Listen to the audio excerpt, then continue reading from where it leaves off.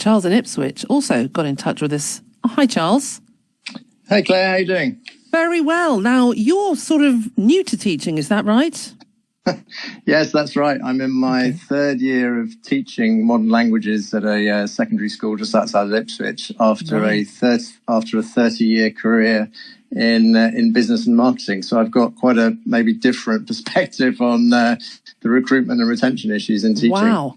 Okay. Just to talk about you for a second, what made you want to do that? Total different career path. Yeah, I mean, as I progressed through my marketing career, I began to realize that I was doing a lot more mentoring and coaching of young marketeers than actually doing the job of marketing. It's inevitable as you get more senior within an organization. And I just had to sit back one day and thought, well, that feels pretty much like teaching.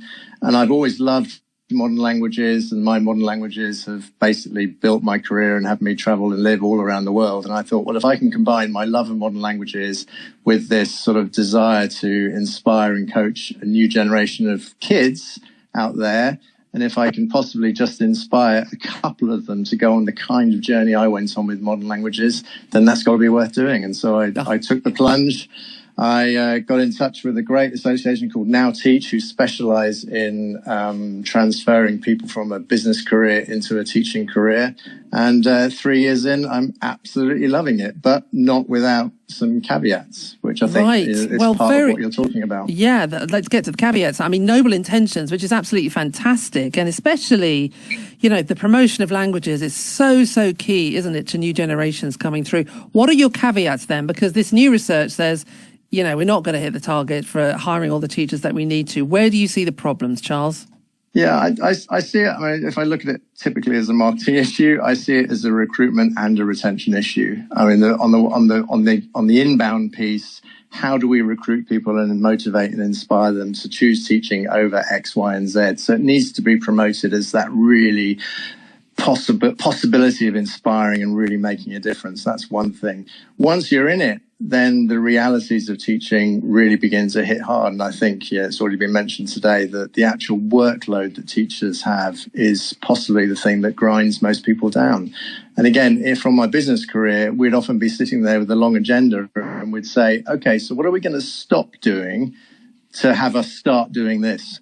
And what I'm seeing in teaching with all the new regulations about Ofsted and the curricula and this and that, you're just adding and adding and adding to that workload. And so the amount of teachers who basically are churning out of teaching because they're taking so much of their work home, which rather than dedicating and being focused on the teaching, which is our role and responsibility, the sort of in loco parentis piece of actually educating the children, we are becoming this sort of extension of social services, and we're looking after all sorts of things that you think, hang on a minute, shouldn't there be other departments within the government looking after those sort of issues and let us teach?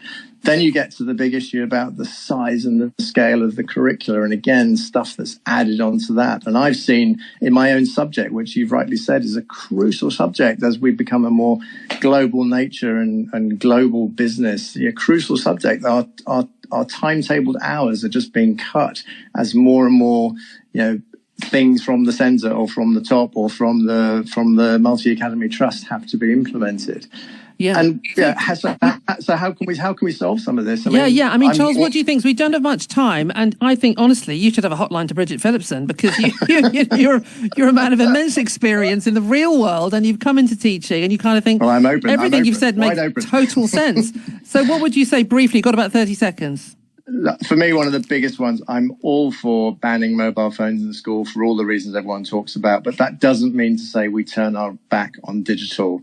The amount of inefficiencies that I see because so many systems are paper-based or don't talk to each other, and let's look at the elephant in the room. The possibility of AI in teaching is huge. If I can do it as a 60-year-old bloke struggling to make my own lesson plans with a bit of AI, if we really grasped that and said, right, nationwide, this is how we're going to bring AI into teaching, I think at a stroke, we would lift a ton of workload off teachers and let us do what we love doing, which is standing in front of a group of 30 kids and inspiring them. And we need more teachers. What would you say to people listening to this who are considering it? I would say, at any stage of your career, I think it's imperative that young people have a go at teaching, because the transferable skills into other areas like selling or marketing are massive. And then for people like me at the end of your career, when you really want to give back but maybe don't know how to, get in touch with organizations like Now Teach or Teach First, and they will guide you through it and get you in front of those kids. Thanks for making the switch, Charles. We salute you. Thanks so much for getting in touch as well. Well, thank you very much. Charles in Ipswich, have a great evening. If you'd like to get involved in that debate, please do.